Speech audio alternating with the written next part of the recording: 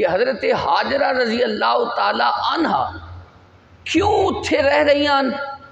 کیوں وہ صفا مروہ تے چڑھ رہی ہیں؟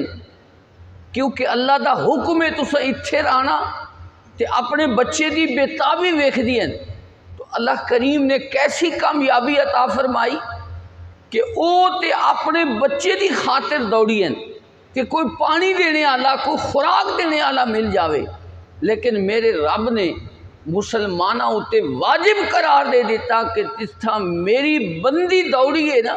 او تے اپنی اولاد دی خوراک واسطے دوڑی ہے، لیکن تسا مسلمانہ واسطے ضروری جیڑا بھی میرے گھر دا طواف کرنے واسطے آوے، طواف کرنے تو بعد میری اس بندی دی سنت نو بھی ادا کرے، او تاکہ یاد تازہ راوے کہ حضرت حاجرہ میری خاطر کام کیتا تے میں اس نو اے جزا دیتی کہ قیامت تک یہ سلسلہ جاری رہا۔